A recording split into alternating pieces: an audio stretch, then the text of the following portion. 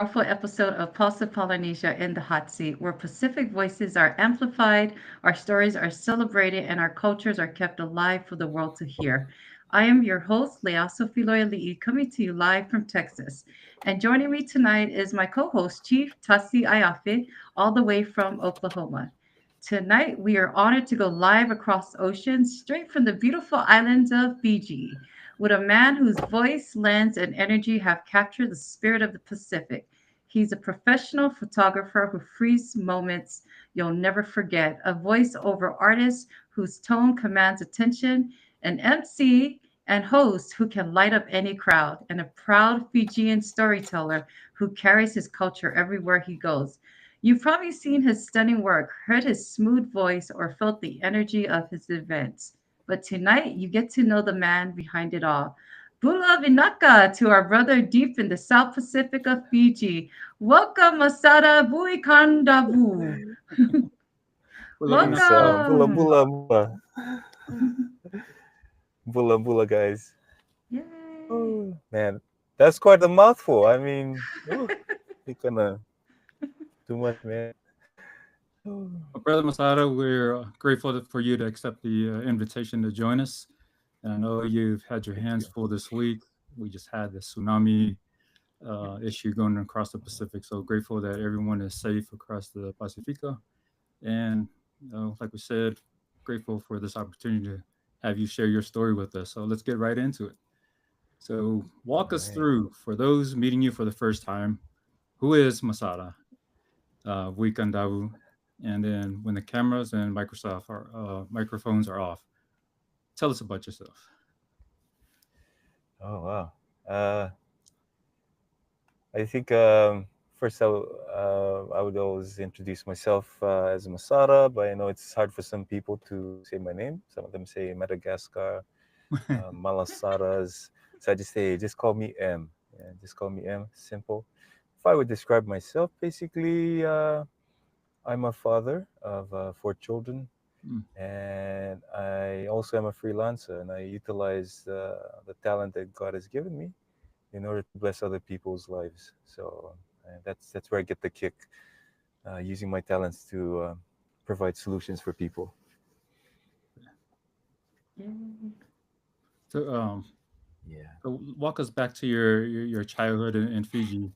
What were the earliest memories of your creativity and self expression?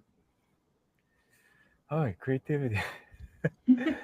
uh, I think this question always comes up in regards to the voiceover.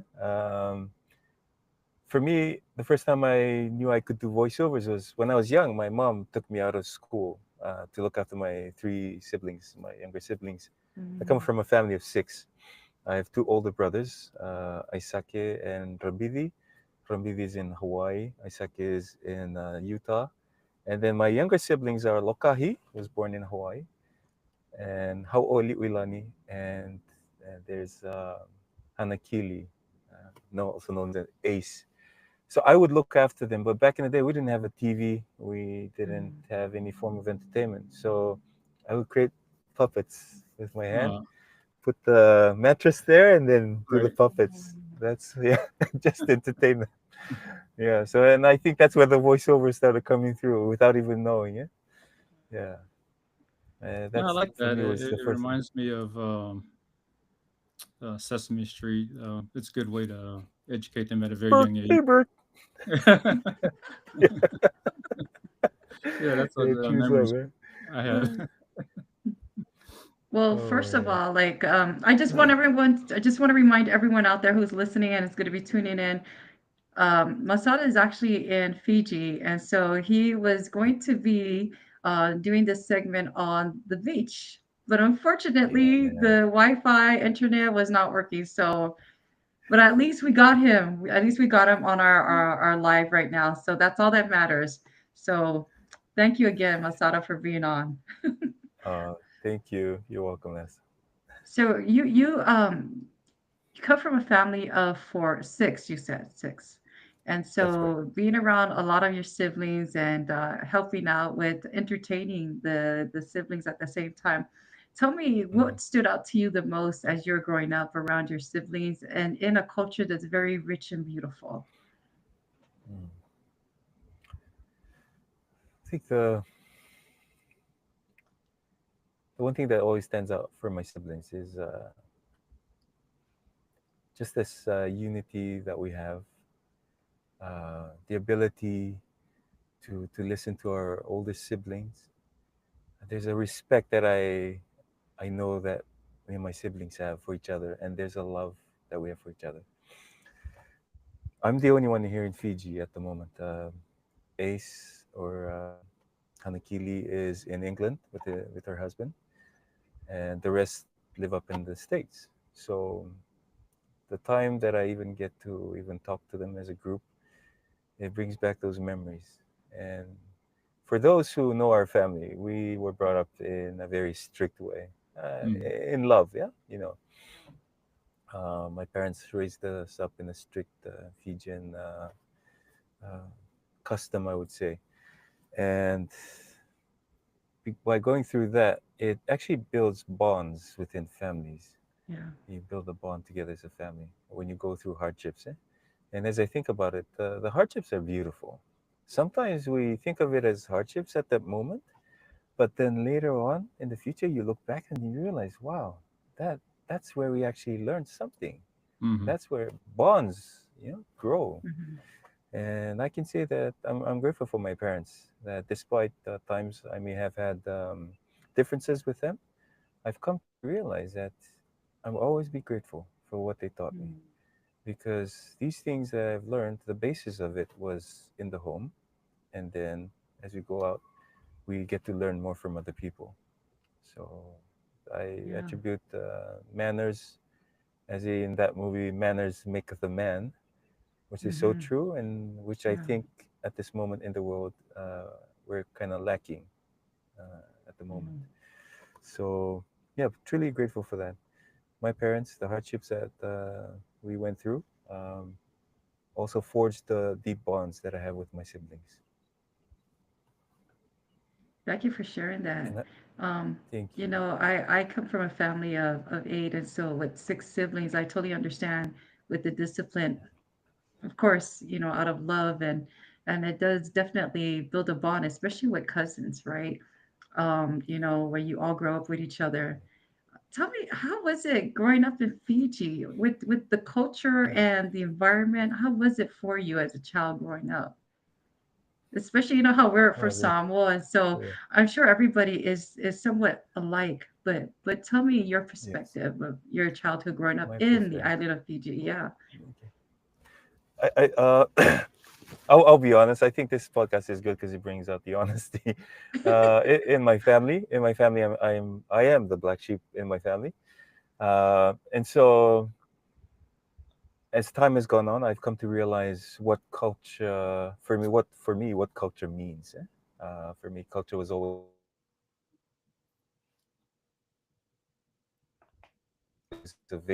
and not only that, the manner in which one needs to be in order to ensure that one lives in a society where we think of each other rather than just ourselves. And so, growing up, it was quite difficult for me. I'm not really a rigid person.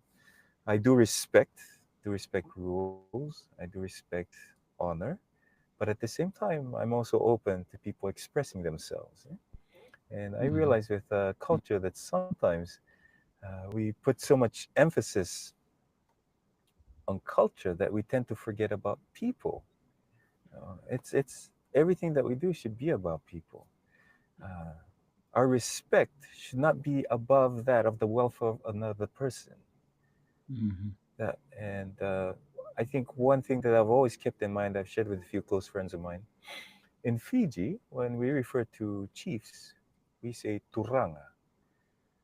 Uh, my father is of chiefly lineage, and that's the word that they would describe is turanga. But that's the same term that we also give to our Savior, the Lord Jesus Mm-hmm. Christ. And at times, I think we tend to forget that the turanga or the chief is a position of service, not to be served, but as a position of service, just as the Savior was. And I think these are parts of culture that I feel with the advent of Christianity and the truth and the light that we should tend to understand and see that culture is a vehicle in which all these lessons are part of going through the ages, and it changes. Culture changes, Mm-hmm. but it's respect, it's the teachings that will still be in it. So I would say I'm from Fiji.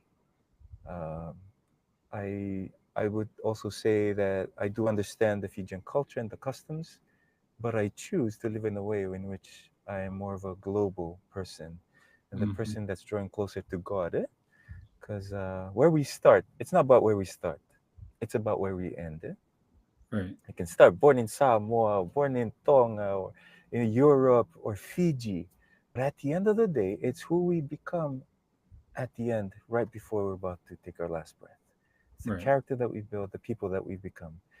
And that, I believe, is what Christ is teaching us, that we come out of these beautiful cultures to the point that we become just children of God, straight out in how we look at each other and how we treat each other. That is I love beautiful. Hmm. what you just said there Yeah. because it's something that applies across all the Pacific.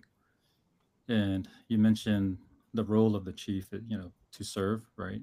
Rather than the thinking of the concept, serve me, right? I'm chief now, you serve me. So I too hold a chief title in our culture, and what you hit upon is exactly right. And you're constantly thinking of how to serve your family, and that's one thing that I kept to heart was what is the best way I can use my education, my experiences, everything that I've learned throughout the years in this, civilian world or the American world that can apply to our Samoan culture.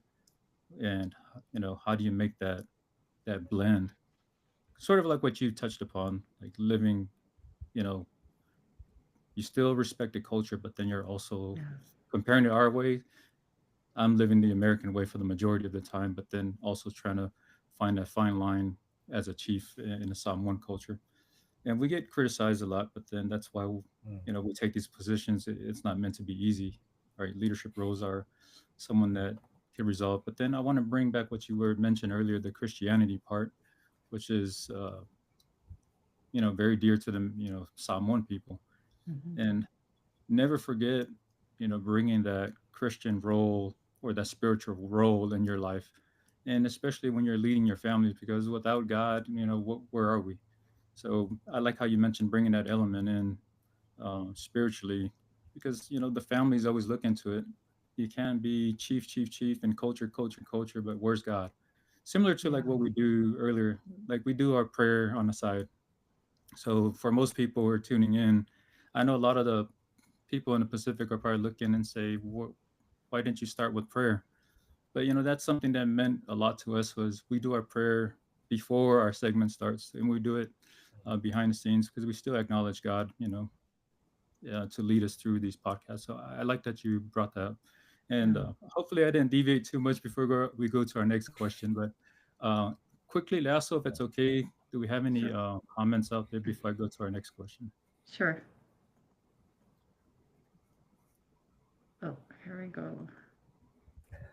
Okay, so Masada, we have an active viewer, so you'll see comments coming as well. So here we have oh, from okay. Oklahoma, Janet. Good evening, Masada and Pulse of Polynesia family. Uh, So good Even evening as Janet. well. Okay, so leading to our next question, and it seems like it's similar to where you left off. Your biggest inspiration to you in your creative world, what inspires you the most, or what was the biggest inspiration that leads into this? All right. My biggest inspiration. There was this. There was this gentleman. Um, he saw something that I didn't see in myself. I grew up in a culture where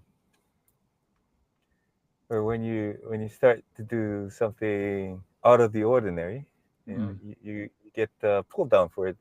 Just those tiny quips. You know how it is. And then so growing up, um, I'm not sure, but I think this is prevalent with Fijians, us Fijians. Like when you tell someone, "Oh, you did a great job," they're, "Oh no, no, no, I didn't do. Mm. I didn't know." So this is where my voiceover journey started. First and foremost, I'd like to thank this one gentleman. He's my naita. His name is Apitor. He's still in Hawaii, very prominent with his work at the Polynesian Culture Center. Mm. Mm. They were still designing the new show. This is when it was still Horizons, where the sea Oh. meets the sky, Okay. and they Yeah. were sitting in to do this new show. And I think they needed someone to read the script for Fiji. I wasn't there. I was in Hawaii as a visitor, and I was hanging out in the dorms. And so he gives a call to the guys in the dorms. And the guys, "Hey, uh, Manindia or manager calling." Oh, so I picked up the phone. Iyo, bula. This is Apitor. Oh, you free? See, you can come and read a script. I said, okay. And then because like budget wise and stuff, I said, "Hey, any food there?" I said, "Here, here." Okay, so I'm coming.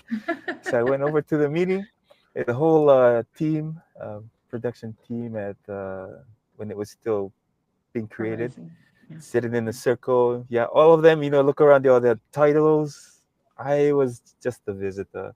So I Oh. was given the Fijian script and I sat there and they started reading. And it came to my turn. I saw the script, and for me, words, if the scripts are good, they come to life. I Mm. feel it. Mm. And then I just let the voice speak. And I read it and I looked around, everyone was quiet. Mm. And so I was like, oh, I think I must have done something wrong. Right in the moment, time for refreshment, I stood up, went, took my chow, went to the back. There was this back steps, and then sat there and was eating. And then the manager called me, "Hey, what you doing here? The the director's looking for you." I was like, "Oh, snaps, man! I think I must have screwed this thing up." So I went over, and the director turned to me and he said, "Do you know you have a gift?" And I said, "No, you have a gift. Mm. Mm. If you ever make it to the U.S., come and come and see me." Yeah. That man is the man I attribute a lot of what I have been now. His name is David Warner, David Warner. and David Warner. He was the director of the show Ha, The Breath of Okay. Life. So it was through him that what I do now is I look around for talents and I see Mm-hmm. them and I try and tell them like, you've got something, and I try and link them up with people that I know that can actually help them grow. And I know in Fiji, like, because most of my performances were up in the States. I think for most gang in Fiji, and they see me, they don't, for the young gang, they're like, "Who's this guy? Like, doesn't know much." So, yeah, I know a little bit Mm. to, but EO. So I attribute most of my creativity to this man, David Warner, who also gave me the opportunity to, we were in Salt Lake City. He told me, "I feel that you need to write the draft script." I said, "Draft script for Ha, The Breath of Life?" I was like, Mm. "What? Isn't that your job?" I say, "No, but I feel." And so I worked as a dancer as well at the Polynesian Culture Center. So Mhm. when I was dancing, even before Ha happened, I was always like, why can't we have, as people go through the villages in the day, the separate villages, when they come to the night show, it's just all of us together, our Together, gift to the yeah. world. Yeah. Yes, rather than, Hamata, Tofisa, everyone individuals. Yeah. And so I sat down in that office, and for 3 hours straight, I poured my mind into writing and everything that I felt as a dancer. And I put it was all over the place. But I think the layout was such that there was supposed to be this one person that unites all of Polynesia, that goes through all the different islands with their Mm. beautiful attributes.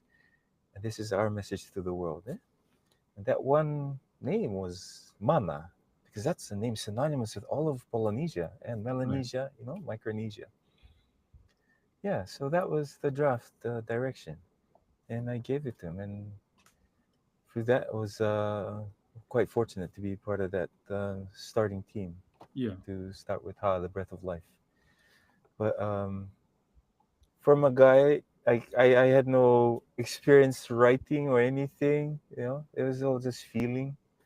And for a person like him to recognize that meant a lot. And that gave me um, the purpose as well in my life to to help others. When I have something, I will help.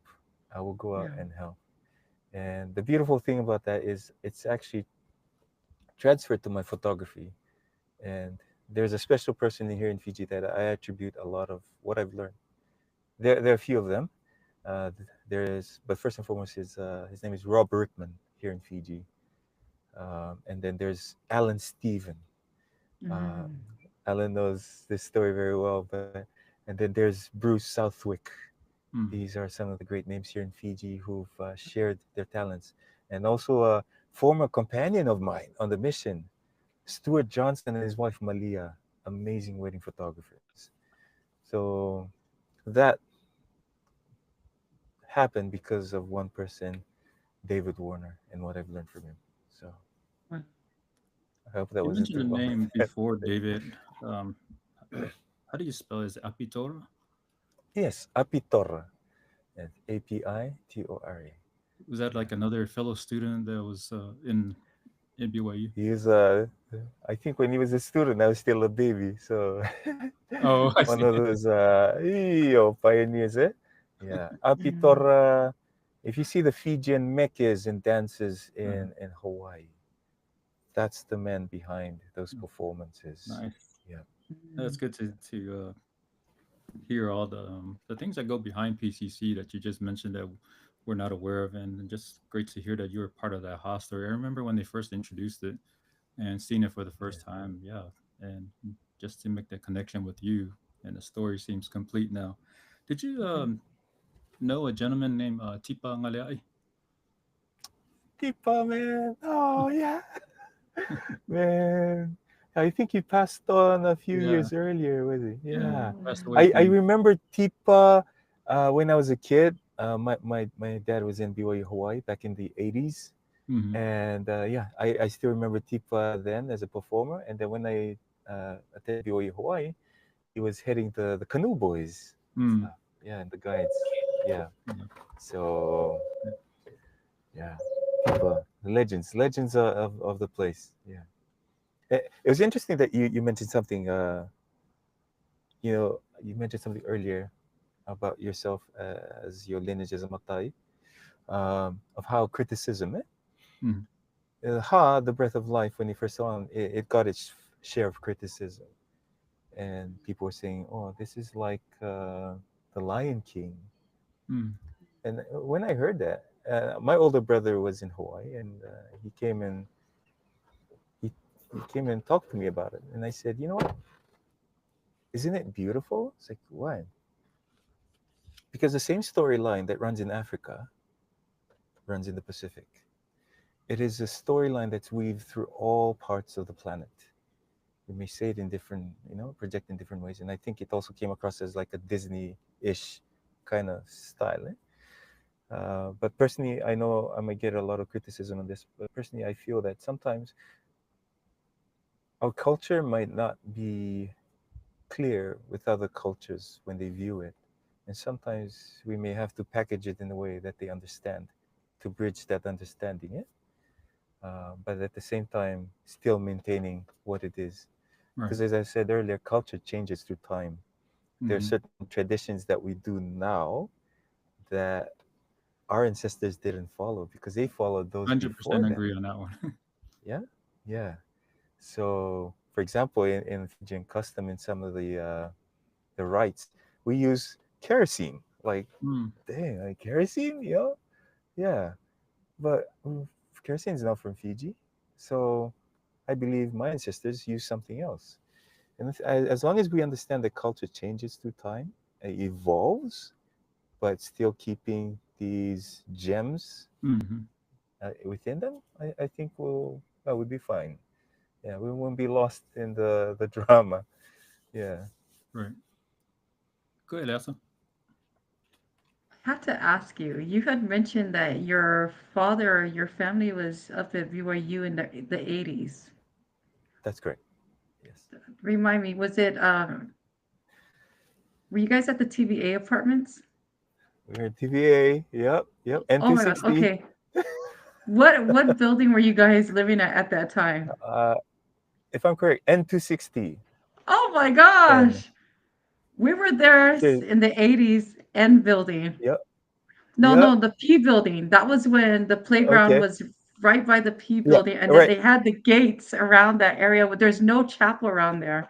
That is crazy. Yep. No. Yeah. Small world. Wow. So we were in the same line with man, I see his name. Uh, Uncle. Oh, he passed away. He was doing the luau's for a long time. His daughter was also in the soccer team, the U.S. soccer team. Oh wow. I think those who know will know. Yeah, yeah, Wow. N260. Yeah. Small world because so I grew up in Laie and Haula, and we lived at the TBA at that time at the P building because my dad was going to school there. Anyways, just so Oh, that I don't take the attention away. Tell me no, that's about your cool, child. man. I'm always gonna go back to like the childhood part of your life because that plays a big part of your upbringing, right? So, tell me like what's a struggle you faced early in life that people might not expect, and how did it shape the way you are today? As we look back to our Oh, childhood and our upbringing. man, I think I'm not sure. If any creative person is out there. For me, it was probably following instruction. I think, Mm. I think that was my big challenge. Always questioning, like why this way? Mm. Yeah, to the point, like my brothers knew when we had the family meeting, if they needed anything mentioned, they would tell me.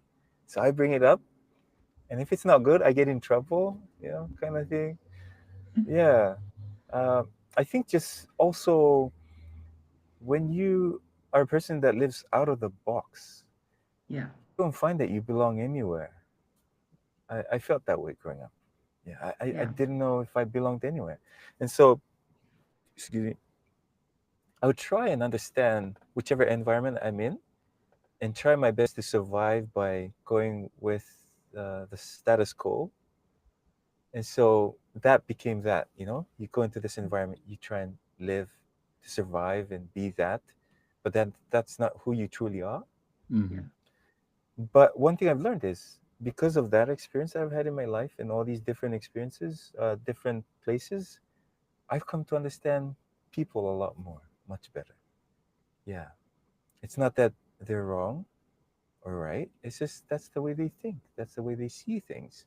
Yeah. And so now in my work, where I not only take pictures, I also speak on behalf of other people as an MC, it helps me because now when I see some person and the way that they react to something I say, and then when I get to meet them, and then I understand where they're coming from, it's like, oh yeah, Hmm. I understand you, and I would word it this way for you. Yeah. Yeah. So I think for those listening, if you feel that you don't belong wherever you are at the moment, don't fret. Enjoy the moment there, enjoy that experience. There'll come a time you'll know where you belong, and then you'll be able to stand and speak on behalf of those who might not be able to have the voice to speak for their, yeah, for the places where they like to share it. Yeah. Yeah, I totally agree. Thank you for sharing that. That's so important. Um, Now, Masada, take me back to how it started for you. You mentioned photography. I grew up where in an era Oh, where we had to buy those portable ones, film. and then Yeah. you take it out, you go take it to get printed and pray that nobody else takes your or messes up your film. Is that a So one? how did that start for you? Okay, photography. This is a funny thing because it was more for my dad. My Mm, dad, we call him Ratu in our language. Eh? He had a Minolta. And all this time, I Mm. thought my dad, that was my dad's camera. In fact, that was my mom's camera. My mom bought the camera, the Minolta, and my dad made use of it. Oh. But the interesting thing is this: it was my grandfather, my father's father, who was a photographer. Hmm. I'm not sure if you've heard of the Lapita pottery in Fiji. Mm. The Lapita pottery, the Lapita people, the movement. Yeah. yeah, Yeah. yeah. So in Fiji, I live I live in Singatoka near the Singatoka sand dunes. Mm. I had the pleasure of taking pictures of the Samoa rugby team when they came over to the sand dunes to train. And the Lapita pottery shard was found here by my grandfather. Wow. He was working for this archaeologist and he found the first shard. And this archaeologist was the one who taught him how to take pictures. But I love my dad. I love his pictures that capture the moments. But the creative part of photography, that I saw from my older brother. His name is Aisake. Mm. He's known as Dexter in our alma mater. He lives up in Mhm. Utah. He was taking pictures and I saw it and I loved the perspective. I loved the art, the artistic eye that he had. So I had photography as a hobby, loving the art of it. But I became a professional photographer here in Fiji in 2013 Mm. after working in television and became a wedding photographer. And I learned from Beta, who is a friend of mine, and his name is Alan Steven with a PH. I think he's got a bit of Samoan as well in him. So he taught me the ropes here, and that's how I started doing photography. But that was wedding photography for 3 years, Mm. straight wedding photographies. So that's how photography came into the picture. It's not. It's not really. It's a talent. It's an Mm, added skill. But what I do use it for is I use it to help other people to resolve problems. The reason I really? say that is because 3 months when I started as a wedding photographer, I told the HR that I wanted to change my job. I wanted something else. And she told me, "No, you're good at this." I said, "What? No, I make it. I make it work, but it's not what I really want to do." Unfortunately, I didn't have a say, so I stayed the next 3 years being the photographer and getting all the experience that I needed that has now carried on into what I do now. So, yeah, that's a little bit about the photography. Wow. Yeah, I like it because I used to do a lot of photography on the side too, and Mm. I'll probably ask you on the side. I don't want to take up our segment, but uh, and share this funny story. How I started getting into photography. I always bought um, the Sony brand, so I'm a big fan of the Okay. Sony All DSLRs, right. and I had I think it was a Sony Alpha 55. It was a decent camera back in 2012 timeframe, and my daughter was probably, I forget what age she was, very young age, but I always like to document my daughter's photos. Mm. And we're at Waikiki, and I wanted to get close up of my daughter, and my wife said, "You're gonna mess up that camera," and I'm like, "I won't. Like, trust me, I'm just gonna be in the shallows." And I get a little bit closer, and the smallest wave of all things barely brushed on my leg, and it was like a tiny splash got on the camera, and I was like, and it died right there. Oh, And of course, my wife's looking at me. Didn't I tell you not to get in there? But just kind of like, thinking about your path and like someone walking you through the ropes. I mean, there's a lot of challenges in there, just learning the apertures, mm. light settings, different lenses, and so forth. But no, I like your story of how you got introduced by someone, but not only that, someone to walk you through, you know, those because you have to go through a whole course Yeah. if you really want to be a professional. But it seems like you've mastered That's that at a true. very young Yeah. age. Yeah. Still learning. Still learning. Like you mentioned. Yeah.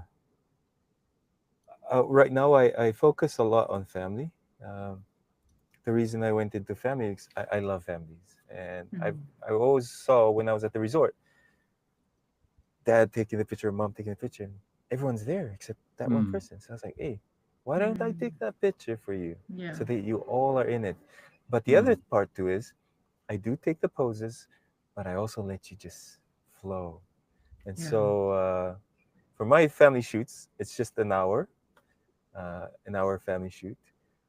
But I've invested in boom boxes, boombox one, and what I do is I've always believed that you have to set the environment for the Mm. smiles to come out. I never tell my guests to smile. Mm. No, I create the Really? environment where they're smiling, Yeah. and I capture that I like that. because people think it's a picture, but it's not a picture. Mm. We capture energy. When that picture is captured at that moment, when it's printed and they look at it, they can feel it. They Right. feel it. Yeah. Even people who aren't even there, they can feel it. It's like, how do you get that? It's like, so create the moment, create the environment, and that's a power of energy. Yeah. So as a photographer, yeah, we just don't just click. We try and capture the moments. And when people Exactly. look back, yeah, they'll say, man, I remember this. Yeah. Yeah, those are the Yeah. most powerful photos. And I agree. I mean, I think I've noticed that just by over the years going through my own photos. The ones that are Mm, staged, you're exactly right. You don't mm, really feel it because you can yeah. tell they're acting, and it's Yep. not a Yeah. natural interest because it's forced.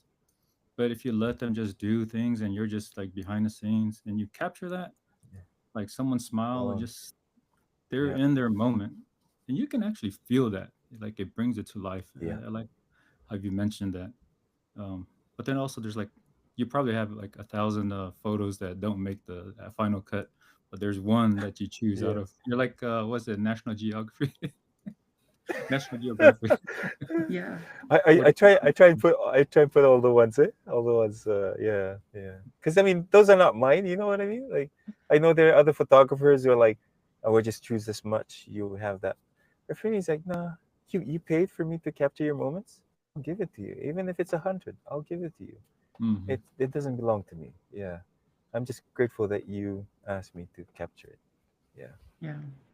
I was going to ask the question about how do you set the tone, but then you've already mentioned about how you set the tone for before you take those pictures. Um, Yeah. but you had a very busy, eventful week. I mean, Oh, every week, every yeah. day for you is so busy.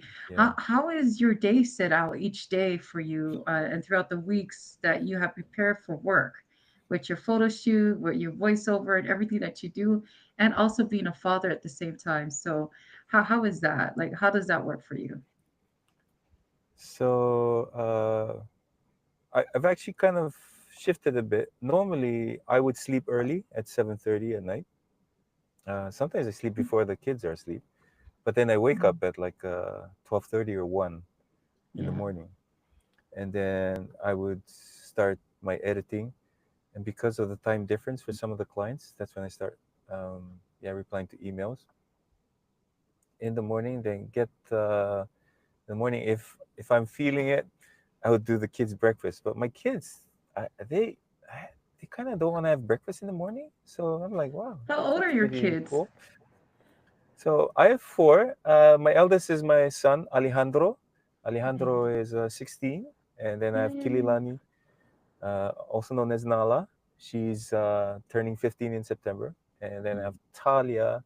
She's 9, and yeah, and then I have Adira who is 7, just turned 7. Oh, Yeah. So around about 6, I need to get them up, get them going. They have their chores. They have their different stations outside of the house that they need to clean up. Yeah, mhm. and then they come back in, get ready, and then we head over. And then I take my missus all the way to Nandi after I drop the kids off in Singatoka. So when I get to Nandi, I drop her off at work. Nandi is about an hour drive, depending Mm. on their speed. And then I'm on the computer editing or answering Yeah. emails, working in the car. So yeah, Or at the beach. yeah. Or at the beach. Yeah, yeah. And if I have a photo shoot, uh, that comes into play like around 9 o'clock. But sometimes the brave ones go for the early morning, like 6 o'clock in the morning. Yeah. So the kids have to go by themselves to school. They have a bus card that they use.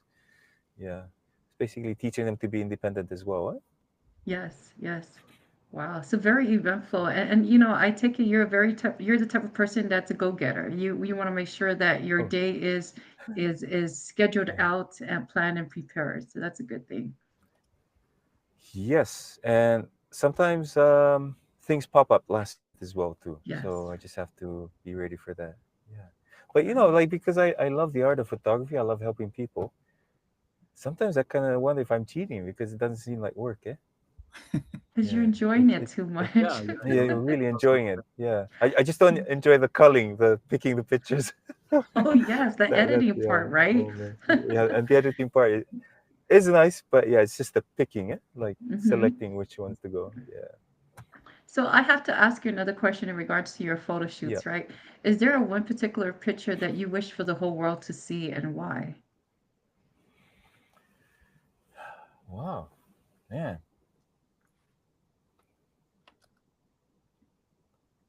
that's a that's an interesting one. I've never. I'm not sure if you've noticed, but my social media isn't really up to date. The reason being, I used to post before, but then I started getting clients who are very private, Hmm. and then it just started connecting from there. They introduced me to more private clients, and it came to a point that I realized that these moments are not for the world to see. Right. It's for me to Mm, capture, but it is for them.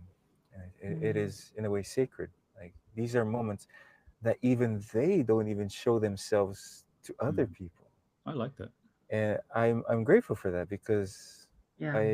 I'm able to have them show themselves to me, and Mm, I don't find it right for me to take that and say, "Hey, look, I did this," Hmm. and I yeah. no. But if they, I always tell them, if you'd like me to showcase any picture that you have, I would gladly do it. But as I Yeah. do it, it's more of a story behind it, or why that picture means something. Mm, So to answer your question, that question is an ongoing answer. Like there might be one I had, one I have, one that I will have, and it will always change. Uh, but I think the pictures that mean the most to me, I think for me are of my family. Yeah, Hmm. yeah. And especially the ones that I'm in it. Yeah, yeah. because I hardly get, I Yeah. I take pictures of memories. I capture everyone's memories, but I never have mine. And I think I treasure the ones that I have with with my family. Yeah, that means a lot more.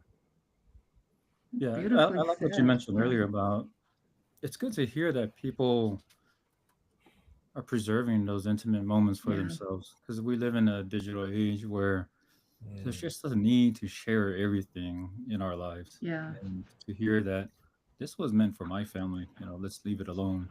But I want to just follow up on that, something that just caught my mind when I used to work in one of my jobs way, way back then. I used to work at Walgreens and Mhm. developing photos.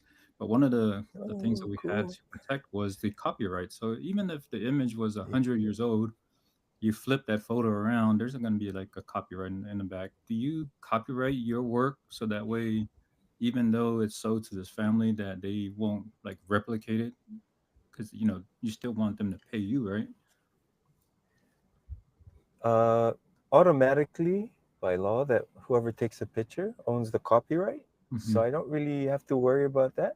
Okay. Um, I'm not I'm not uncomfortable with Mm, people if I'm commissioned to do it for them. I always feel it's yours, Mm, unless of course I'm commissioned to do a project to have a certain look. Then I say, please maintain what it is. mm, The reason being is, if you've noticed my pictures, they're not the same. They're not the yeah. same. You have some photographers who, like, you look at that, oh, that's that person. Yeah. And I share with my guests, I said, they're not the same because all your families are different, and the moments in which you captured it are different. mm, And secondly, in terms of adding filters, I love it. I like, I see my fellow photographers and I admire their work when they put filters on. But I think filters also denote the time and the age for Mm-hmm. photos from back in the day. Yeah, Yeah. they look a Yeah. certain way because of Yeah. the material and also the time and age, and Yeah. it looks a certain way. But I believe in capturing moments as is, because a day will come that they'll kind of wonder, like, wow, what did it really look like? I mean, now we have the black and white photos. AI Yeah. is also changing it into color so that we can have Right. an idea what it looked like, because the world back Yeah. then wasn't black and white. Yeah. Yeah. But if it were anything, if I were to be asked by a client to put a certain filter, I'll do it. But I also provide them one without any filters. So in any case in the future, their children, because they won't be there, their children's children will want to see oh, how was grandpa's day like? What did it look like? That's what it looked like. Mm-hmm. Yeah. You So mentioned something go ahead. earlier, and I wanted just to go back real quick. A lot of photographers spend a lot of time editing software, so you'll have a lot of good skills. Photography itself, having the eye for it and having the good equipment to take the photo, but editing software for someone that's out there trying to get into business, is there any beginning editing software that will make your life easier as a amateur photographer? I think hands down Lightroom. I Lightroom. use Lightroom. Yeah, as basic as you can get with Lightroom. Mm-hmm. Um, yeah, go with that. Feel yourself. Feel the colors. You don't really need to look like anyone else. I've always tried to Yeah. maintain the fact that you're sui generis. You're unique in your own self. There's only one of you, one of me. So we bring our own selves to the table. If we try copy everyone else, oh boy, that's a pretty sad life. Yeah. Although Yeah. they I say totally imitation agree. is flattery, but Mm-hmm. Hmm. yeah, be you, Yeah. because we want to see you. We want to see the world through your eyes. Yeah, Right. share Right. with us the beauty that you see that we cannot see. Yeah. Yeah. I totally agree. So as we transition to the next segment, I want to ask one question in regards to photography. Mm. If you could photograph anyone in the world, living or past, who would it be?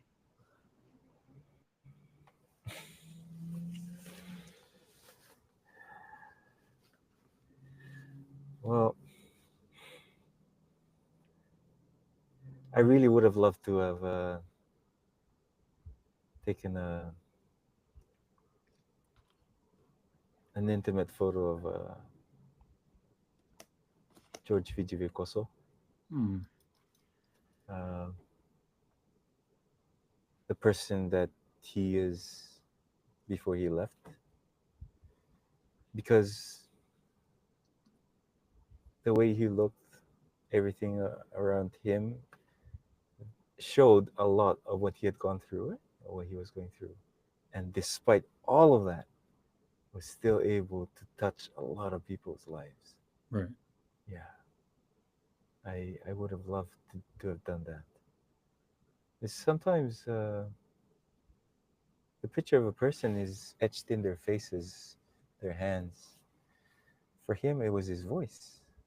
But if you spend time to just sit and just look at him, you'll see a lot. There's a lot there. Yeah. Yeah. Thank you, I'll Masada. get the chance. Yeah. Naka. Yeah, I know that was very sensitive because we had talked about this offline that, we wanted to keep it private because of your feelings towards it. It's a very sacred emotion and feelings you have for him. So I appreciate you sharing that, Mm-hmm. especially, being very honest about this picture that you would take if you had that chance. So thank you. Naka. Thank you. Also, before we move on to the next segment, do we have any Yes. comments? Sorry, I'd like to bring in our viewers too. Yeah, sure. Okay, is this from Tasiali? Okay, great to see our Polynesian photographers capturing those memories that will be memorable for the future generations. Mhm. Photos always helps us tell great stories for our kids, and also, let's see. Oh, and let me see. And also crazy ones as well. Thanks for what you do and capturing those memories for families. And he says, great Oh, job. So, thank you. yeah, yeah. Thank you to our viewers and appreciate our interaction from our audience. No, awesome, man. So I know we had spoken, you had mentioned earlier about the how you got started with using the voiceover and a big part of your childhood, how that played a part in this. Um, so emceeing in Fiji, what makes a good host in the island culture when we talk about emceeing?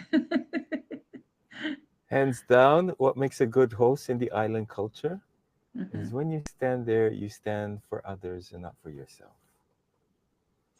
Um, I think one of the main, if there's anything I'd like to share, and if we all look around, some of our most amazing hosts were people who were just there for us, like, yeah.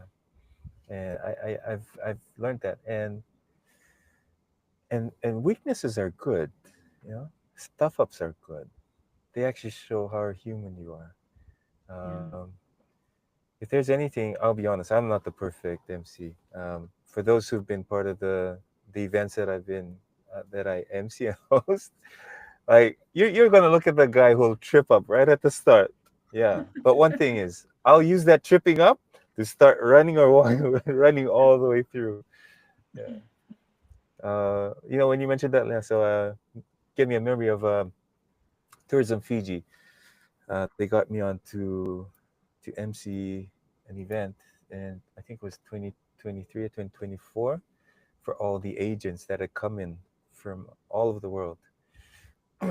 So I went up to the stage, and most people think that it's like easy, but no. Rana, Yeah. behind that pulpit, the podium, my knees shaking big time, man. It's so crazy. So I went on stage this one moment, and I first and foremost was I didn't have anything to wear. When I got into the hotel, if you've been to Fiji, you've been to the Sheraton, there's a place behind in the other rooms. There's a bunch of ladies. They sell shirts and trinkets. I ran there, and these ladies are from an island group called the Lau Group, very closely related to Tonga. And from Okay. where I'm from Rewa, and them, our relationship is such that there's like this banter that goes on. Mm. We call it taubu. That day I ran over there and I turned to them and said, Tau, I'm doing this today. In a few minutes, I don't have any shirt or anything. Please dress me up. And they looked around, they bought the shirt and they took the necklace. I thought, okay, do I look good? You look good. And they slapped me with a huge bill. Oh, man. Yeah. Oh So in just one no. moment, I almost spent like $200 just in that one short moment. Yeah. But that it is what it is. It is what it is. So I went on stage. As I went on stage, everything in my mind just totally blanked out. Went out. I stood there looking at all these strangers who would say I was a stranger as well and Hmm. didn't know what to say. But there was something. Before the event, the Fijian Rua, that's our rugby team and the Super Rugby, they had just won their match. Mm. And the current GM, general manager for the Marriott, his name is Silvano. He had walked through before the event started, and I was on the top, and he looked over, Masada, Fijian Rua, Toso, like Rua won. And so I stood up there at that moment, and I looked around, and I said, guess what, guys? I'm stuck. But Tanrua won.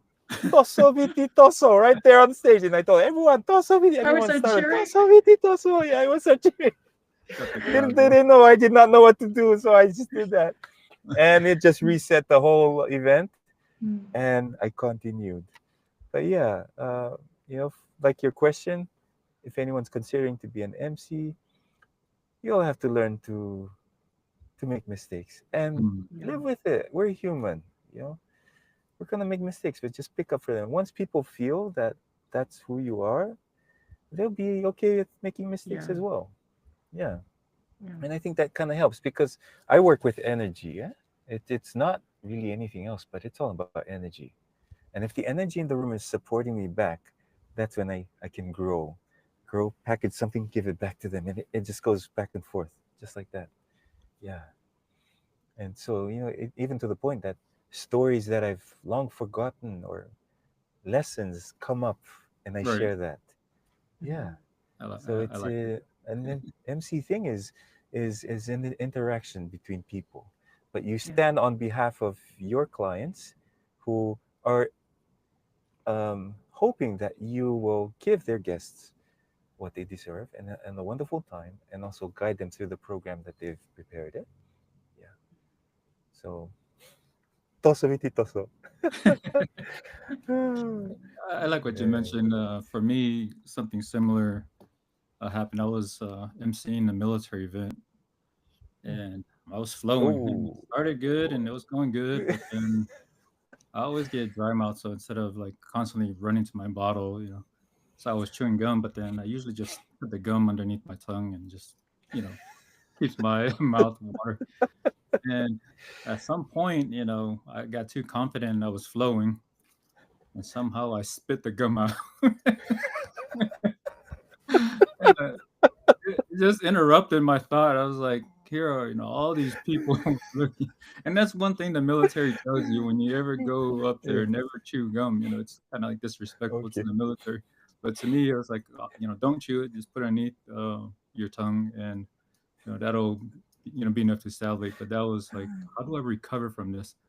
And it's just like what you said.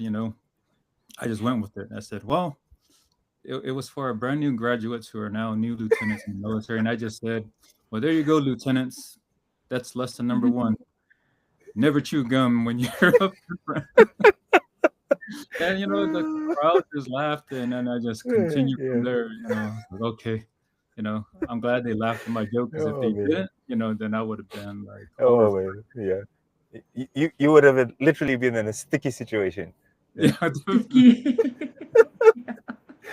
Oh man. Oh Mhm. I was snaps. gonna ask you, is there a different voice between like what you use on a normal setting from what Mm. you do in your field? Yes, I think so. Yeah, it depends on how I feel. That's the thing I can't even explain as well Mhm. when I do an MC or stuff. It depends on the event.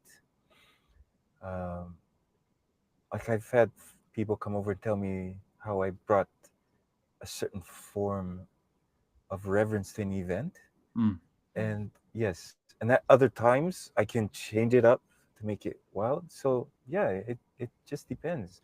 I think my part is being a mediator between the client and the guest, but understanding what the client needs and how the event needs to go. Yeah. Once I understand that, and then I go in and I represent, and that just comes. Yeah, I don't have to try. It just happens. Yeah. Mhm.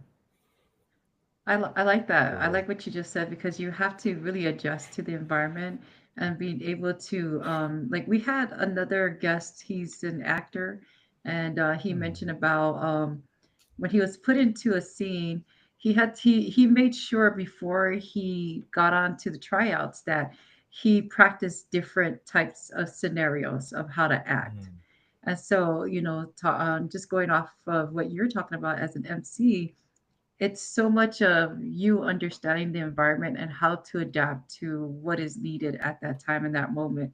And I truly love how you mentioned that you went with the flow, you were being yourself, because just like for me, I resonate and relate more to someone who's more real than someone that is trying to be yeah, someone that they're not, so that's kudos to you for doing a hard task at a yeah. given time where things are just unexpected a lot of times in your position.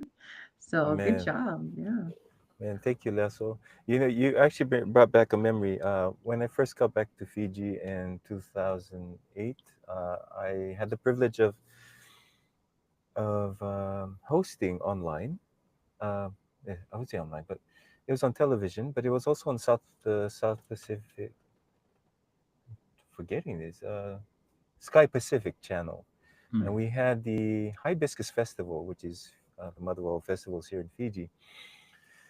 Uh, I was co-hosting with one of my idols in radio, Sharon Bhagwan Rolls.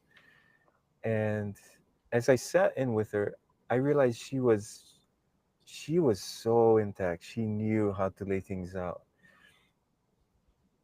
But what it also reminded me was that this is television.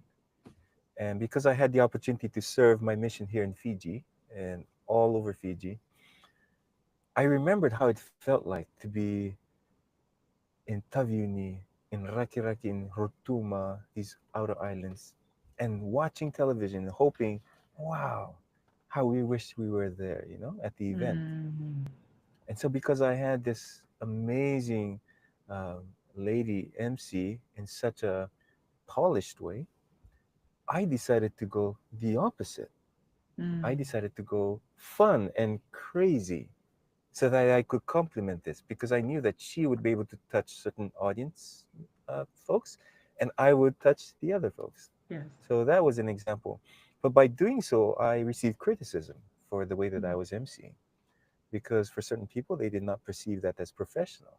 Mm. And a certain individual made a post on Facebook. I looked at that. It hurt me, to be honest, it hurt mm, me. But then I wrote, if it meant for me to look stupid in front of Fiji just so that people can smile and have a wonderful time, I will do that. It doesn't necessarily mean that that's the person that I am. It's just that in this type of work, I am serving others. And so I have to Mm. forget about myself and pick this up. And yeah, it was a blast. It was a blast. And I got to connect with so many different people after that. And even until now, I think the most recent, just yesterday, I did a shoot for a birthday, and this man, he worked at the hotel. He turned to me and he said, "Were you the same Masada that hosted the television, the Hibiscus Festival?" And I was like, "Oh, that's a long time ago, man. That's like 2009." Mm. So from 2009, he still remembered, and that's what I'm saying. It's so you forget yourself, think about others, and they'll remember through the ages. Yeah. So I guess just to add to that, like as mhm. Yeah. MCs, we're not immune to the criticism and stuff. Right. Yeah, Yeah, it's all part and parcel of it. Yeah. yeah. I'm gonna add to what you just mentioned, because my son served a mission in the Marshallese Island, and you served a mission in your own Fiji. country. Yes, So I did. I know there's so much that you've learned being on your mission. How did that help you in your life now as you were able to go through those 2 years of being of service? Because being of service, you get lost. You don't put yourself first. So tell me about that. I've always compared it to my 7 years at my alma mater, boarding school. 7 years boarding school. The 7 years boarding school was tough. The 2 years was way harder than the 7 years I had at boarding school. Um, the, God has a way of breaking us down, resetting our foundation, and that requires a lot of tears as well, a lot of pain. So I served on the outer islands. I served in Rotuma. Um, I had Rotuman friends here in Fiji. They spoke Fijian, so there was no problem. But when I got to Rotuma, they either spoke Rotuman or Rotuman. Mm. There's nothing else. You don't speak Fijian, and so speak English, and so it was a culture shock for me Mm. to not be able to be understood and to be there and try to forget myself and try and understand them. I served amongst my Indian brothers and sisters here in Tabua, Rakiraki, walking through the cane fields, sitting with them, eating curry, morning, lunch, dinner. Like I've never eaten curry like that, man. First phone call to my mother, I told her I was sick and tired. But after 1 month, I had to eat curry. and knowing the different types of curry, the different Mhm. groups of Indians, South Indian and North Indian, the different ways that they do their Ah, curry, the Gujaratis, that's from the Indian. And then as I served amongst my own people, we are all different.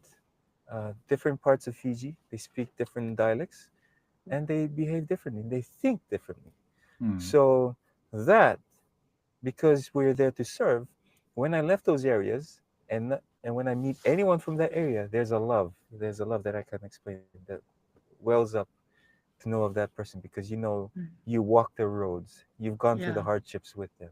Yeah, and so that's really helped me for my MC work and for anything that I do as a Fijian. Like when people speak, when my Indian brothers share something, I understand, I can feel it, and I understand. Yeah, and I think that that may be something that I would love for all of us to have is to take the time to step into people's shoes.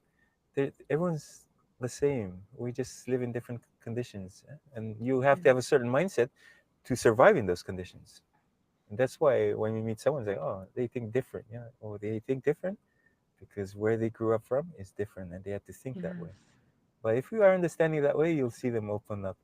So, yeah, that plays a huge role. Yeah. Well, thank you for sharing that. By the way, Masada, how many islands are there in the Fijians? Is it 333, correct? Yep. Or There's 330 plus islands Hmm. in Fiji. Yeah. I'm not sure as to exactly what number is uninhabited because I think the uninhabited ones, some have been sold and bought. Yeah. interesting. Yeah, Yeah. I don't want to put you on spot, but we have Hmm. to do this if it's okay with you. If your voice was on a Yep. soundtrack to a Fijian tourism video, what would that sound like? Oh man.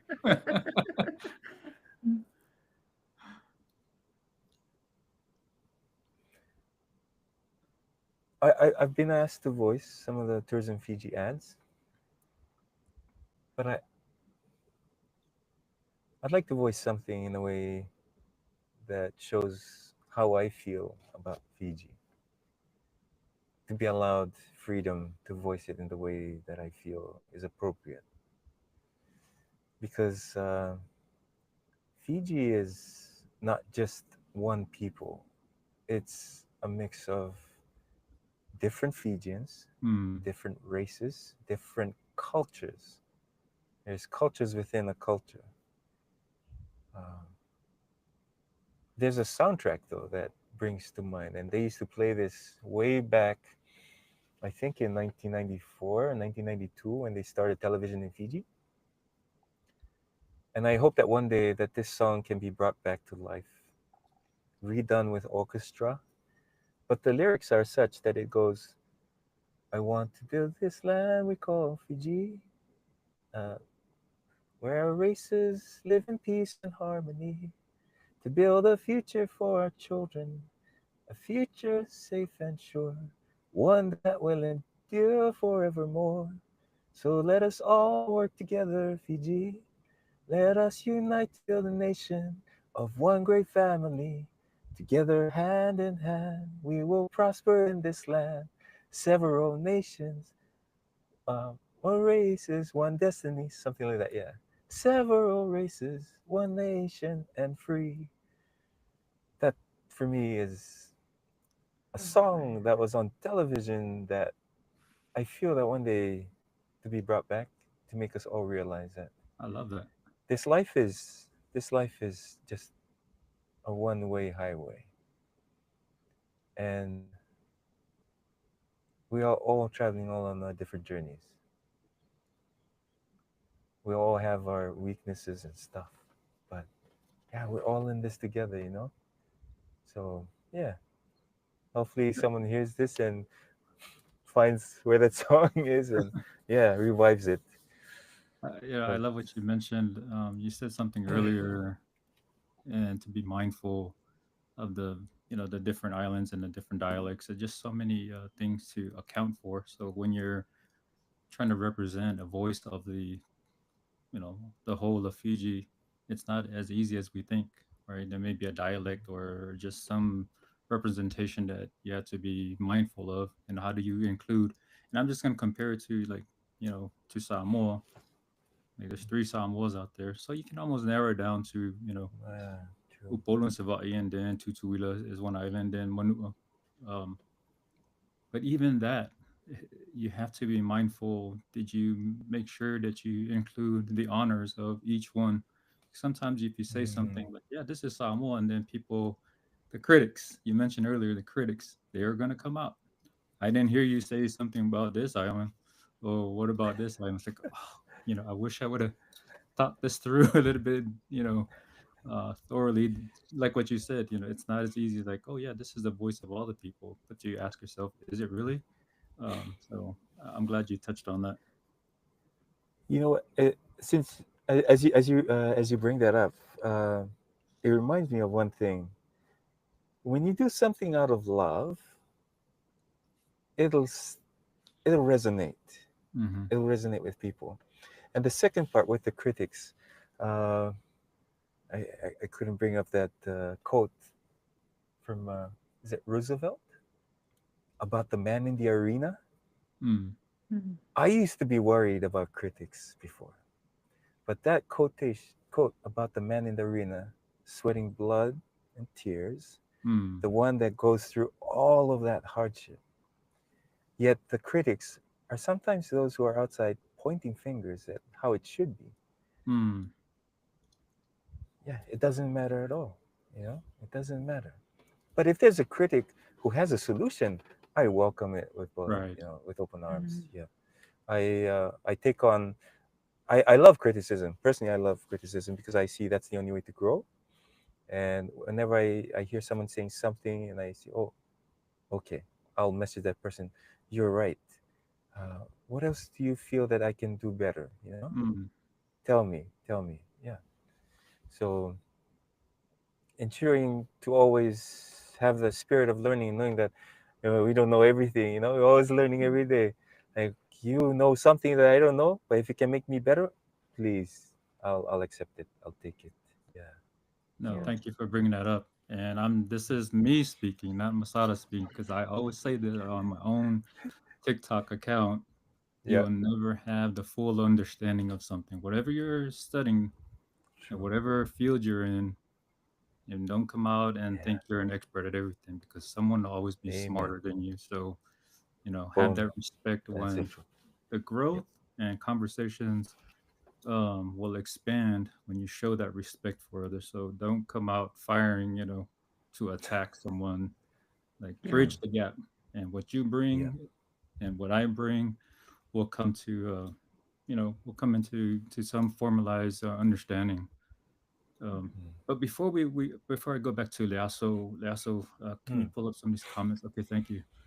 Okay, I love how you're sensitive to discern your environment and flow with the audience and crowd. Oh man. Isa. It makes it Naka. easier for those to be open and receive what you share.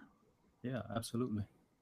And then from Crystal, she says, "I love that. Take the time to step in people's shoes." Okay. Thank you. Alipate, okay. My favorite MC and Fiji ambassador ever, Oh. Pinaka Masada. Isa. Naka. When you were singing that song, it really touched my soul, not just because we're on a podcast, but because it I feel somewhat of pain, not in a sense where it's a bad thing, but where I feel like there needs to be a togetherness with everyone, with not just Fiji but also Samoa, and we all have that part of us in our culture that needs to be united and not be diverse in where we're dividing ourselves through, like what you mentioned, with the critics coming out there to just degrade you trying. I like to see you come out there to try yourself, and at the same time, if you have solution, we are welcoming those Mm, solution. And just like with Pulse of Polynesia, we get a lot of critics at the same time. And I've learned through with Arlington and friends, and our panel and those on the side who've taught me to remind me that, hey, of those critics that are out there, you got all these people behind you that's supporting you, even those who come and out. And like what you said, you mentioned that you put a lot of smile on people's faces, and they've come Mm. and approached you and to thank you because you made their day. And so, we need to, to be united in a sense of remind ourselves, like, if it's right and if it's the path that God wants you to be on, keep Mm. pushing forward, keep doing what you need to do, because you never know, that person who had put that comment in is, it's like what you said before, we don't know their situation, but we take lightly to what they're going through, and move forward and hoping that what we do in the light of Christ, that they'll come to that point and understand what the work that we're doing is for the betterment. And so with that said, Masada, I wanted to ask you, with the love of your culture, and and at the same time thinking outside the box, more of a person that don't stick to just culture, right? What is it about your tradition that you carry on with your family, your children, that you want them to move forward, and as they have their own family? What is that part of your tradition that you want your kids to carry over? Respect. Yeah. Respect everyone. Respect people you think the beggars. Respect them. Everyone has a lesson to teach us. Like, we can learn from everyone. If they're alive, it's not because of me or anyone else. It's because God gave them the chance to live another life. So we should never judge people based on our own thoughts of what they need to be, but we should see them. And if they're alive, then that's because God allowed them to be alive, to live another day, to change. I have something that I keep in mind. It's KCK. Kenda Valakere. We all commit sin. We all wrong. And for me, reminding myself of that, it keeps me in line to to hold out on being on being judgmental unrighteously. I know people say you shouldn't judge. No, no, we continue to judge. We need to judge in our lives, but we need to judge righteously. And by doing so, allow people the room to grow from wherever they are. Kenda Valakere means, yeah, we all do wrong. But the thing is, can I be better tomorrow? Can I do better? Yeah, you can do better. If you alive again the next day, I mean, God knows and God sees and He knows you can. So yeah, stand up, Toso. You can do it. Yeah. For me, it's my own life. For those who really know me, know my story and stuff. I'm not the perfect person ever, but one thing I do know is I'll try and keep on doing better every day, keep on growing. Yeah. So if there's any message, kenda talakede, and always respect everyone. I like what you just mentioned there, and it's something that transcends across the Pacific. That word respect, right? And we always it's respect elders, respect your brothers, sisters, parents, cousins, your fellow Pacific Islander, and just anyone in general. We always say, have that respect for others. So it's critical in any juncture in our lives to, to remember that. And just for us in Samoa, you know, it seems like it's something that I know that's message was for your kids, but then it's important. I wanted to bring that for a lot that I see across just the social media. It seems like that is lost, right? The respect you have in the forums, people, that's an elder or a pastor that's commenting on something, but do you see the language that they have, just very vulgar to each other, and you ask yourself, where did we lose this as Pacific Islanders, right? Just because we're on a social media forum, would you talk to your elders or your anyone like that in public? Probably not. But why does not respect not carry over in these social media forums? When you mentioned that, and that was just something Mm. that came to mind. How do we convey that back Cultivate, eh? to? Yeah. Yeah. Yeah, that's so true. I think, and also respect born out of love, eh? Rather than Hmm. respect just for the sake of it, just because of Yeah. status. I think respect born out of love is probably what's needed, because you have certain people who occupy certain stations in life and demanding that, but yet it's a two-way thing. You have to earn it. It's something Mm, that's earned. So yeah, you're really right.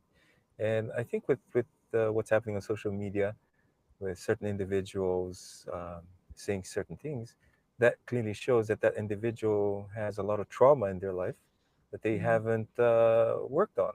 You know, and as much as you hide it, these platforms actually reveal the trauma that individuals have. Yeah, if I own the business owner,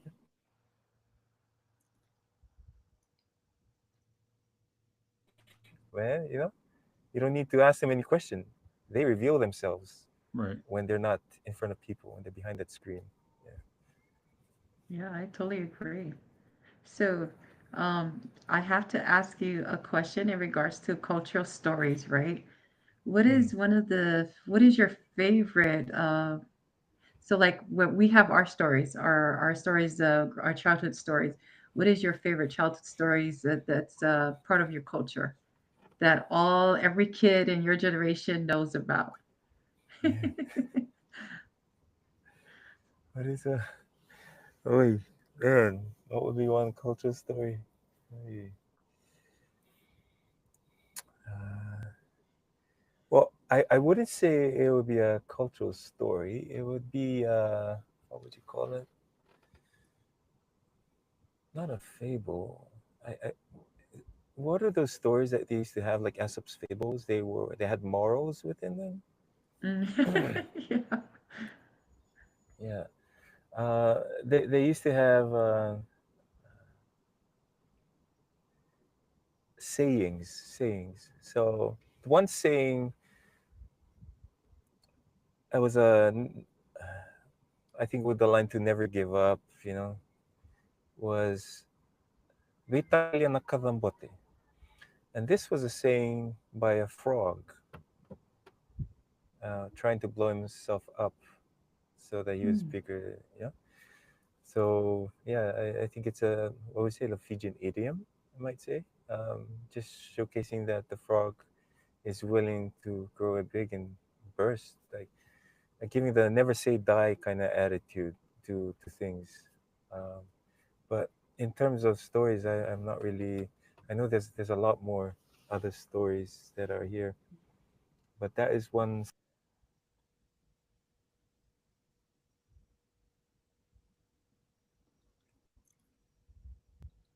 Is Emilia, so can you hear Masada? No, I can't hear it. For some reason went on mute. Okay. Okay, I think he can hear us, right? Yes, he can hear us. Okay, Yeah. perfect.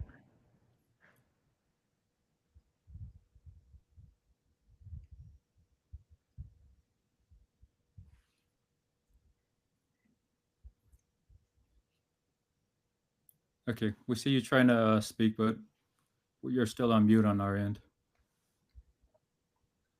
Hmm. Let me see. Let me check on my side. Um, so while we're waiting for him, I really did enjoy that, what he had shared with us and talked about, um, especially coming from a different perspective, in Fiji and his upbringing. It's beautiful. Yeah.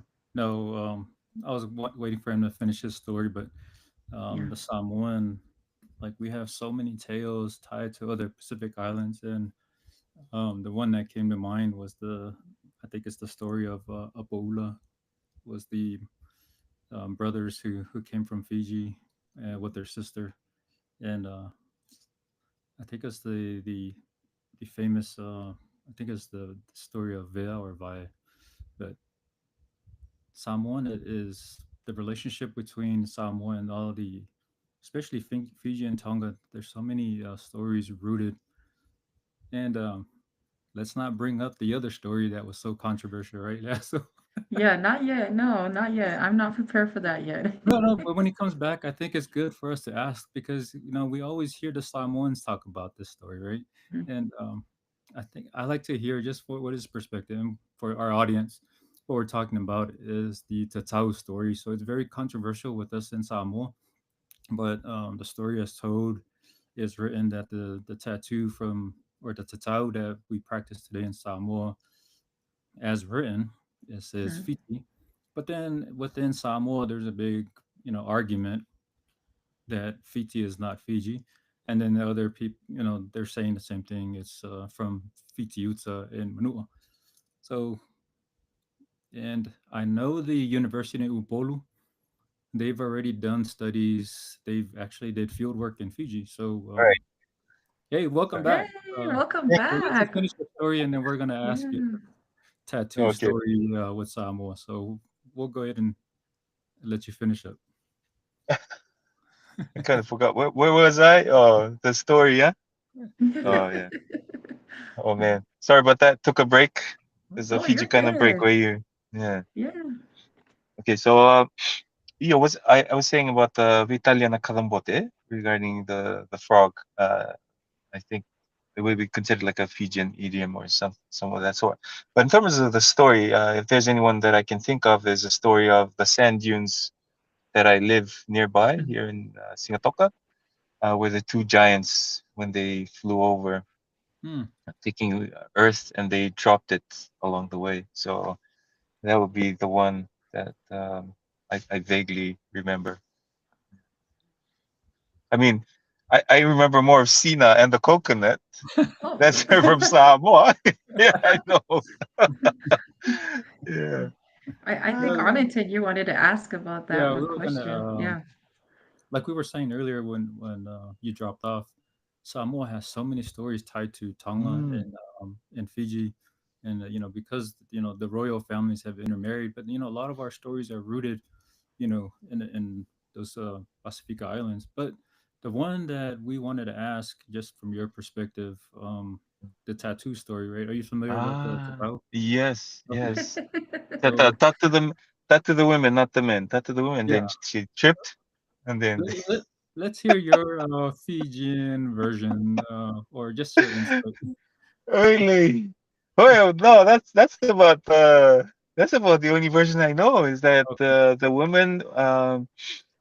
the women, because in Fiji it was the women that were tattooed, Hmm. and they were the two. Was it the two ladies that came from Samoa? Yes. Yeah. Yeah. Yeah. And then they were told to tattoo the women, not the men, and they went. And one of them tripped over the tree, tree root or something, and stood up. Tattoo the men, not the women. Tattoo the men. Yeah. Really? Yeah. I I think it's the same story, right? Mhm.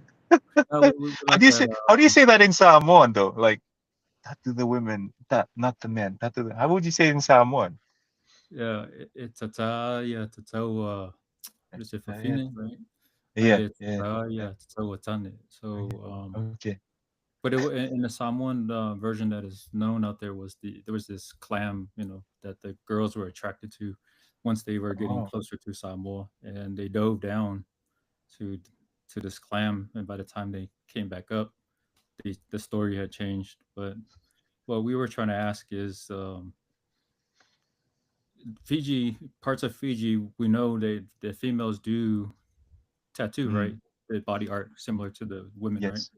So that was one of the pieces we wanted to confirm, which supports Mm, the Fiji argument.